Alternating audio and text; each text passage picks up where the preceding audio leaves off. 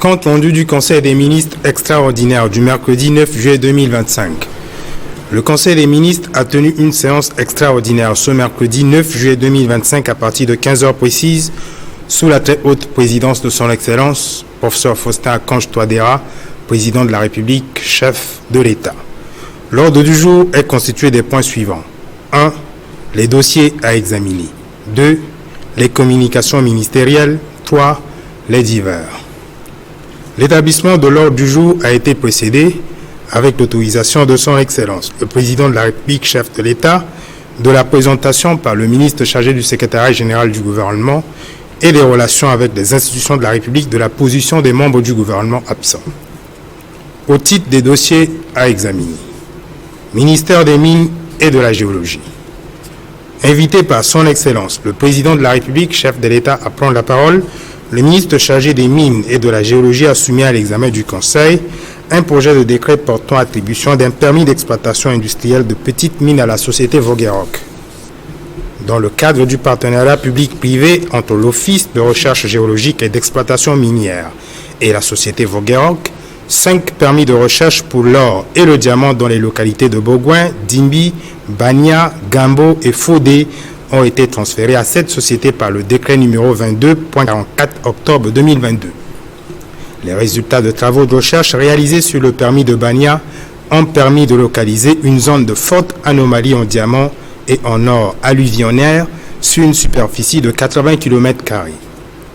D'où le souhait de la société Voguerock d'entamer des travaux d'exploitation à l'intérieur du périmètre délimité.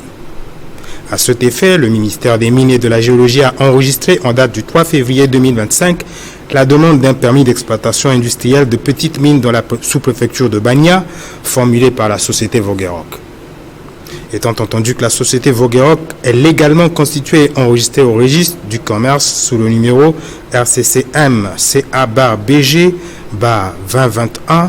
B1 255 et qu'elle a satisfait à toutes les conditions requises pour l'attribution de permis d'exploitation industrielle de petites mines en s'acquittant des frais afférents exigibles conformément à la réglementation minière en vigueur, le ministre a sollicité du Conseil l'adoption du dit projet de décret. Après examen et discussion, le Conseil a marqué son accord et a adopté le projet de décret portant attribution d'un permis d'exploitation industrielle de petites mines à la société Voguerock. Il sera soumis à la signature de son Excellence, le président de la République, chef de l'État. Ministère de la Santé et de la Population.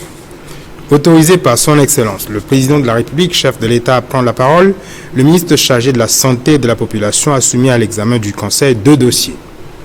Le premier dossier consiste en la présentation de la stratégie nationale de vaccination 2024-2028 en République centrafricaine. Le gouvernement s'est engagé à contribuer à l'atteinte des objectifs du développement durable dans l'agenda de la vaccination à l'horizon 2030 et d'autres priorités stratégiques au titre de l'Alliance globale pour la vaccination constituent des instruments de mise en œuvre dans le cadre de la couverture sanitaire universelle. La présente stratégie nationale de vaccination est la résultante d'un long processus participatif et multisectoriel qui a bénéficié notamment des contributions d'experts, des ministères de l'Éducation, de l'Élevage, de l'Environnement, ainsi que des partenaires techniques et financiers, des agences des Nations Unies, des organisations non gouvernementales nationales et internationales et des organisations à base communautaire.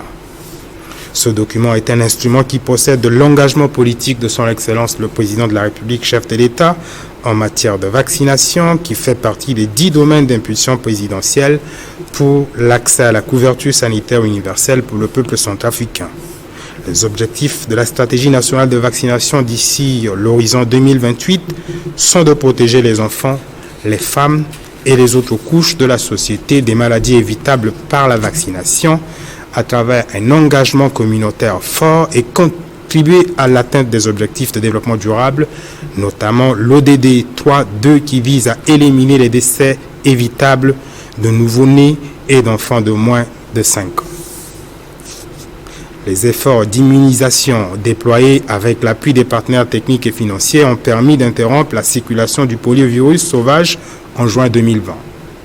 Cependant, la récente enquête de couverture vaccinale conduite en 2024 montre que seuls 36,1% des enfants de 12 à 23 mois ont reçu la 3e dose de vaccin pentavalent et 16% des enfants de cette même tranche d'âge sont vaccinés. Au regard de ces résultats, la République centrafricaine continue de faire face à des défis tels que la persistance et la survenue des épidémies de certaines maladies évitables par la vaccination. C'est pourquoi notre pays s'engage à développer des stratégies novatrices et innovantes pour apporter des solutions idoines et pérennes aux défis susrelevés. La stratégie nationale de vaccination couvrant la période 24-28, alignée sur l'agenda de vaccination à l'horizon 2030, s'inscrit dans cette dynamique. La stratégie nationale de vaccination est structurée en 6 priorités stratégiques de niveau élevé, déclinées en 10 objectifs stratégiques. Les priorités stratégiques sont la gestion du programme et le financement, les ressources humaines, l'approvisionnement en vaccins de qualité et la logistique, la prestation de services, la couverture vaccinale, l'équité, la surveillance des maladies évitables par la vaccination et les manifestations adverses post-injection et la génération de la demande et l'engagement communautaire. Le budget total nécessaire pour mettre en œuvre la stratégie nationale de vaccination 24-28 est estimé à 129 953 311 950 francs CFA répartis sur 5 ans. Les mécanismes de financement seront essentiellement basés sur le budget public et sur le soutien des partenaires extérieurs. En vertu de l'intérêt que revêt la stratégie nationale de vaccination, le ministre a sollicité du Conseil son approbation.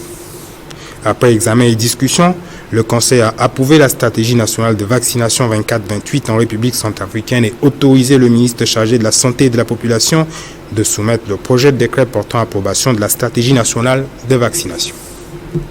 Le deuxième dossier soumis par le ministre chargé de la Santé et de la Population consiste en la présentation et à la demande d'approbation du projet de financement par le Fonds de lutte contre les pandémies pour la République centrafricaine. La République centrafricaine, à l'instar de nombreux pays, est confrontée aux défis persistants posés par les pandémies et les crises sanitaires. La prévention et la riposte aux pandémies constituent des fonctions essentielles pour la sécurité sanitaire nationale et le bien-être de la population. Dans ce cadre, le Fonds de lutte contre les pandémies, institué en septembre 2022, vise à fournir des financements supplémentaires à long terme dédiés aux fonctions essentielles de la prévention et de la riposte dans les pays et territoires admissibles, parmi lesquels la République centrafricaine a été identifiée comme éligible pour bénéficier de ces investissements. Le troisième appel à proposition a été lancé le 24 avril 2025, offrant une opportunité pour notre pays de renforcer ses capacités en matière de prévention, de préparation et de réponse aux menaces de santé publique. Le présent projet de financement vise à atteindre les principaux objectifs suivants. Renforcer les capacités de prévention des épidémies et des pandémies en améliorant la surveillance épidémiologique, la détection précoce et l'alerte rapide des menaces sanitaires. Améliorer la préparation aux urgences sanitaires, optimiser la capacité de riposte rapide et efficace aux flambées épidémiques, incluant la gestion des cas, le contrôle des infections, la communication des risques et la coordination sectorielle, soutenir la coordination et la collaboration entre les différentes entités nationales et les partenaires techniques et financiers pour une approche holistique de la sécurité sanitaire, contribuer à l'autonomisation et à l'engagement communautaire dans les efforts de préparation et la réponse aux urgences sanitaires en assurant une appropriation durable des interventions.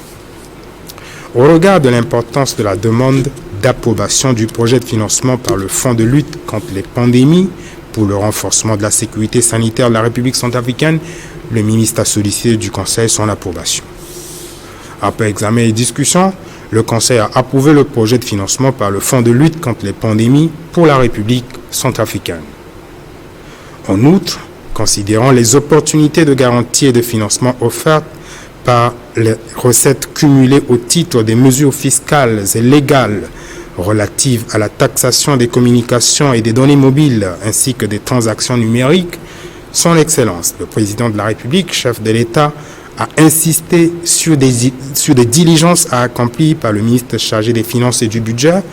le ministre chargé de l'économie numérique, des postes et télécommunications et le ministre chargé de la santé et de la population en vue d'une évaluation coordonnée avec la participation de représentants du législateur, du pouvoir réglementaire, des opérateurs économiques, des acteurs de téléphonie et du secteur bancaire, ainsi que les partenaires techniques et financiers, dans le but d'encourager une stratégie structurante de diversification et d'accroissement des ressources nécessaires à l'atteinte des objectifs de la couverture sanitaire universelle en République centrafricaine. Au titre des communications ministérielles, le ministre d'État chargé de la justice, de la promotion des droits humains et de la bonne gouvernance, garde des Sceaux, président du comité mixte chargé de la préparation du sommet ordinaire des chefs d'État de la communauté économique et monétaire de l'Afrique centrale, a présenté l'état d'avancement des travaux préparatoires. Des acomptes versés par la partie nationale ont permis d'engager l'acquisition de biens et services, incluant les aménagements d'espaces résidentiels et des voies d'accès, la livraison d'articles pour les services d'honneur et les forces de défense et de sécurité, ainsi que des prestations de télécommunications. De plus, des contrats de bail approuvés par le gouvernement et en attente de signature par la Commission devront permettre la finalisation du processus de relocalisation du personnel de la CEMAC à Bangui. Le Conseil en a pris acte. Le ministre d'État chargé de la justice, de la promotion des droits humains et de la bonne gouvernance, garde des Sceaux en lieu et place du ministre chargé de l'économie, du plan et de la coopération internationale empêchée, a présenté au Conseil une note relative à la préparation de la table ronde des investisseurs autour du plan national de développement prévu pour se tenir au Maroc en septembre 2025. Les réunions du comité interministériel tenues respectivement le 18 juin et le 9 juillet 2025 ont permis de notifier aux acteurs la confirmation par les autorités marocaines des dates et lieux de tenue de la table ronde, soit du 14 au 15 septembre 2025 à Casablanca. Cela permet à la partie centrafricaine d'élaborer et acheminer les invitations officielles à la table ronde auprès de Sa Majesté le Roi du Maroc, auprès des institutions bancaires et internationales, des investisseurs et bailleurs de fonds et des partenaires techniques et financiers. Ces rencontres ont permis de relancer les discussions sur la nécessité d'un redimensionnement et d'une consolidation du corpus des projets admissibles à l'ordre du jour de la table ronde, cela en corrélation avec les ambitions en termes de plafond de ressources à mobiliser et les objectifs stratégiques du plan national de développement. Aussi, le comité interministériel a été entretenu sur le principe d'intégrer dans le narratif et la thèse du plan national de développement les points suivants relatifs au climat des affaires. Les réformes en cours en République centrafricaine incluant la digitalisation des processus administratifs, les régies financières et la couverture sanitaire, le code des investissements, le guichet unique et l'amélioration des indicateurs économiques et sociaux.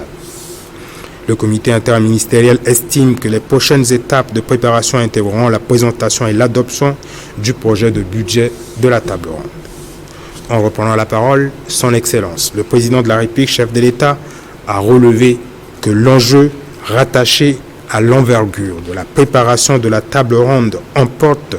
l'application du principe de collégialité dans l'action gouvernementale. Il a souligné l'impératif de convoquer une réunion d'ordre stratégique dès la semaine suivante, impliquant notamment les membres du gouvernement qui sont par leurs attributions la cheville ouvrière dans le processus de préparation de la table ronde à l'effet de renforcer l'approche pédagogique,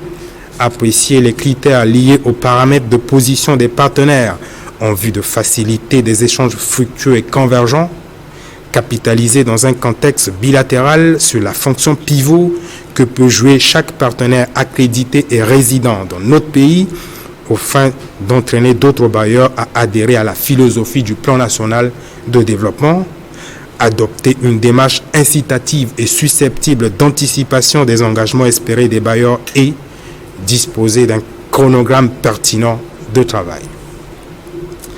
Madame le ministre chargée de l'action humanitaire, de la solidarité et de la réconciliation nationale a rendu compte au Conseil des travaux du Forum de haut niveau sur les déplacements forcés et le rôle du secteur privé.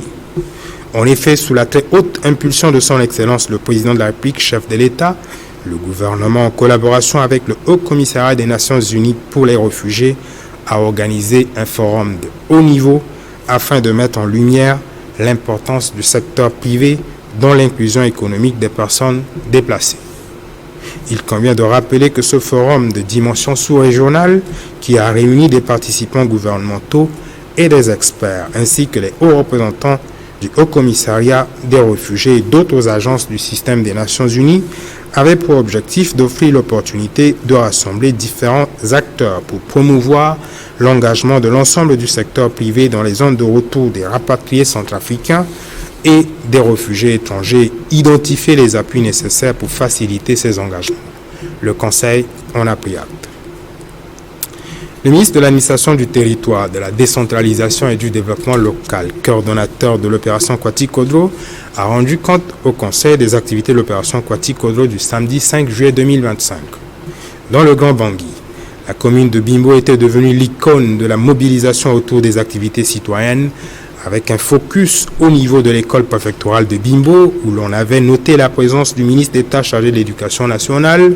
du ministre de l'Administration du Territoire, de la Décentralisation et du Développement local, coordonnateur de l'opération Kwati-Kodro,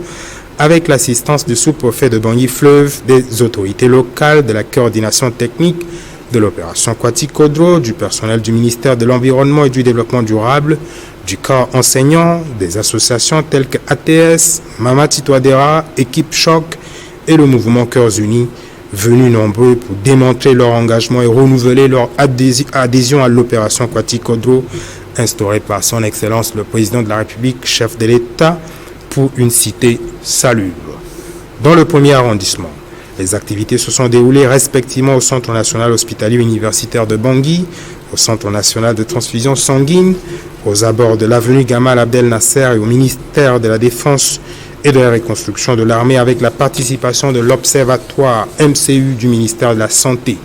et de la Population, des associations Sewa Touadéra doit rester du marché central, Touadéra Merci et de l'Union des ressortissants du Grand Ouest centrafricain. L'amicale des femmes et cadres MCU du ministère de l'Administration du Territoire, de la Décentralisation et du Développement local a poursuivi ses activités de désherbage et d'enlèvement d'ordures au building administratif. Dans le deuxième, le ministre d'État chargé de la Justice, de la promotion des droits humains et de la bonne gouvernance, garde des Sceaux, les comités d'action citoyenne ainsi que les associations affiliées telles que TNG, RST, TTC ont nettoyé et ramassé les ordures au niveau de Socatel-Lakwanga. Dans le troisième, l'association des Koliwa-Ligara et la brigade d'appui à l'opération Kwati-Kodro ont travaillé au rond-point Koudoukou,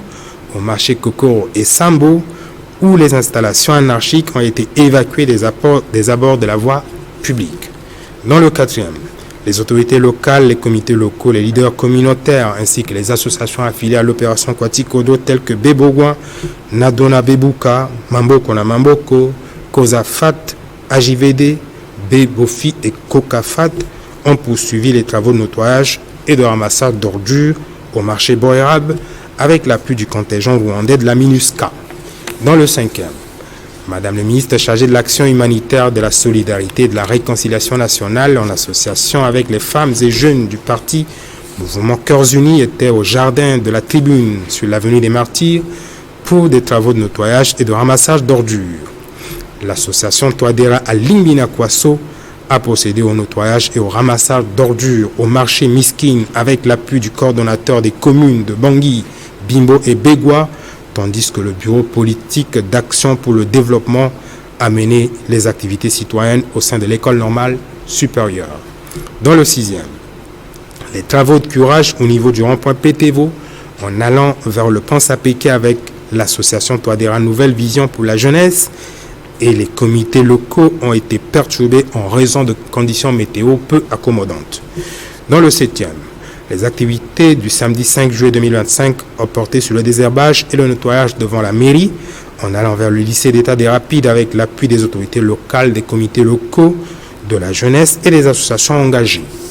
Dans le huitième, les travaux sont focalisés sur le nettoyage et le ramassage d'ordures sur les grandes artères adjacentes au marché combattant et à l'aéroport international Bangui-Mpoko avec l'appui des associations ATS, TNG, APTE, Femmes Unies, TRJC et Kiné. Dans le 9e, le conseil municipal, les comités locaux, la jeunesse et l'association Wali Molondo et Maï ont maintenu les activités de nettoyage et d'entretien au centre de santé de Lonjamboko. À Begwa, Les autorités locales, en collaboration avec les comités locaux et les associations affiliées, étaient actifs devant la gendarmerie et sur les axes Boili et Damara. Hors du Grand Bangui, à Bossangwa dans l'Ouam, le gouverneur de la région de Yaddé, les fonctionnaires et agents de l'État et la population ont assuré la salubrité au quartier Boro, à Carnot dans la Montbéry. Madame le sous-préfet, les autorités locales, la jeunesse, l'OFCA et les associations affiliées ont procédé au nettoyage de la sous-préfecture et de la mairie. À Boda dans la Lobaye, le sous-préfet et les autorités locales ont nettoyé la gendarmerie et le centre-ville. À Bouka dans l'Ouam Fafa, le sous-préfet, les autorités locales et la population ont procédé au nettoyage et à l'enlèvement d'ordures au niveau du centre-ville ainsi qu'au sein du commissariat de police. À Bria, dans la Haute-Coteau,